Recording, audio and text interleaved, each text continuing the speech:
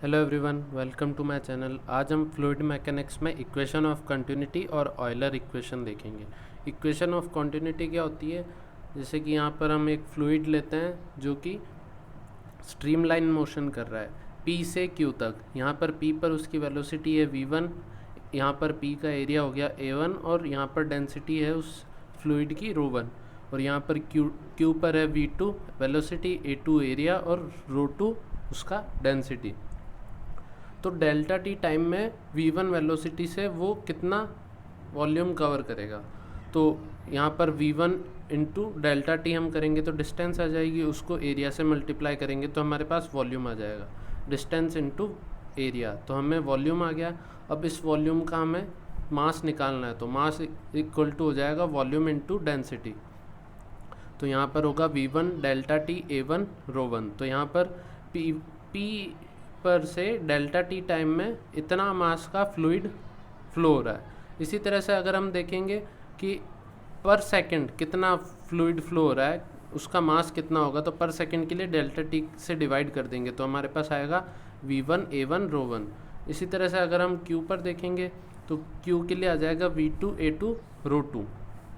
तो अगर यहाँ पर ये स्ट्रीमलाइन मोशन है, धारा रेखीय प्रवाह है, तो यहाँ पर कोई भी फ्लूइड का सोर्स और सिंक नहीं होगा, तो ये जितना फ्लूइड यहाँ से एंटर होगा उतना ही एग्जिट करेगा।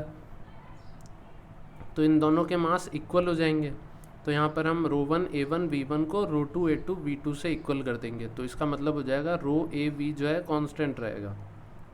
यही सातत्य समीकरण या इक्वेशन ऑफ कॉन्टिन्यूटी होती है। अगर हम तरल को असंपीड्य यानी नॉन कंप्रेसिबल लें तो उसका जो डेंसिटी होगी वो P पर और Q पर डेंसिटी सेम होगी, ρ1 और ρ2। तो यहाँ पर ρ1 और ρ2 अगर इक्वल कर देंगे तो हमारे पास आएगा a1 v1 बराबर a2 v2। तो हम उसको कर सकते हैं a v equal to constant.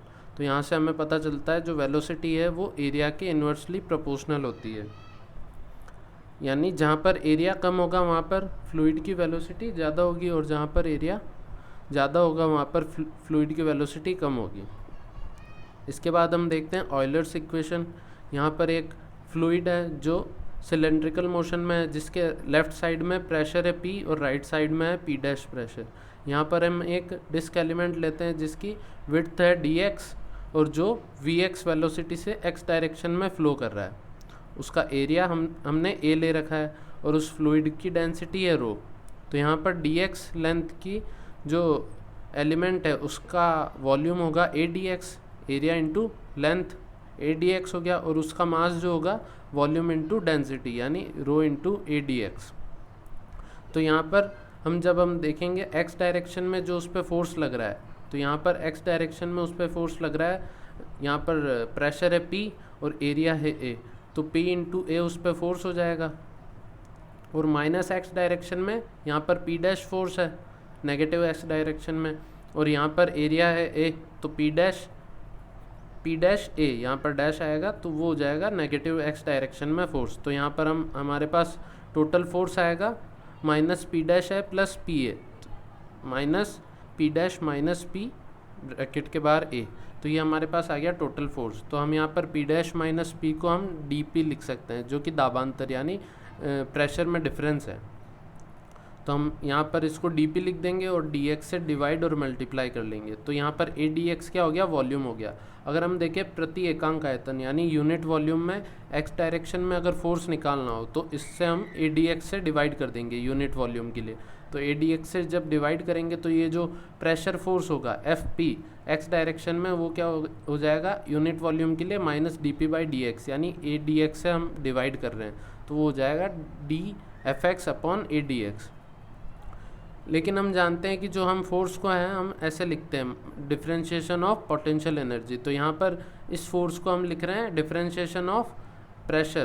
तो यहाँ पर प्रेशर जो है पोटेंशियल एनर्जी के इक्वल है, लेकिन ये प्रेशर किसके लिए है, यूनिट वॉल्यूम के लिए। तो हम प्रेशर को ऐसे भी लिख सकते हैं, यूनिट वॉल्यूम के लिए जो प्रेशर होता है वो पोटेंशियल एनर्जी के इक्वल होता है। इसके आगे हम देखते हैं कि जैसे यहाँ पर तो एक्सटर्नल फोर्स कुछ भी हो सकता है, external force gravitational electromagnetic force हो सकते हैं। तो अगर हम मान लें कि एक्सटर्नल फोर्स x डायरेक्शन में Fex है, तो जो टोटल फोर्स होगा हमारे लिए Fex कितना है यूनिट वॉल्यूम के लिए, और एफ पी एक्स क्या है, ये भी यूनिट वॉल्यूम के लिए है। तो दोनों टोटल फोर्स हो जाएगा एफ ई और एफ पी, प्रेशर फोर्स और एक्सटर्नल फोर्स, और ये टोटल वॉल्यूम यानी ए डी एक्स पे लग रहा है, तो ये किसके इक्वल होगा, mass into acceleration M A के इक्वल। फिर हम इनकी वैल्यू पुट करेंगे, एम की value rho A D x और एक्सेलरेशन को हम D we by D T लिख देंगे, जो कैंसिल आउट होता है उसको कैंसिल कर देंगे। एफ पी को हम minus d p by D x लिख लेंगे, यहाँ से एफ पी को हम minus d p by D x लिख लिया है, और एफ ई को हम एज इट इज़ लिख रहे हैं, और यहाँ से बचा है rho d we by D t. अगर वेलोसिटी को हम इस कंपोनेंट में लिखें और एक्सटर्नल फोर्स को भी हम कंपोनेंट्स में लिखें, तो इसके लिए हम एक्स कंपोनेंट इसका ये होगा rho d v x by D t minus d p by D x f e x direction में। इसी तरह से वी वाई और f e y, v z और एफ ई जेड, इसको जब हम कंबाइन करके लिखेंगे तो हमारे पास आ जाएगा ये पूरा डिफरेंशिएशन है वेलोसिटी का, वेलोसिटी वेक्टर का। ये है डेल वेक्टर है प्रेशर का, यहाँ पर पी जो है मोमेंटम नहीं है प्रेशर है, इसीलिए यहाँ पर ये स्केलर क्वांटिटी है, तो यहाँ पर हम डेल वेक्टर लेंगे, ये नेगेटिव साइन है यहाँ पर। और ये जो एफ ई है एक्सटर्नल फोर्स है, ये भी वेक्टर है, तो यहाँ पर भी वेक्टर आएगा, मैंने लिखा नहीं है। तो ये हमारे पास आ गई है ऑयलर इक्वेशन, इसको हम ऑयलर इक्वेशन कहते हैं।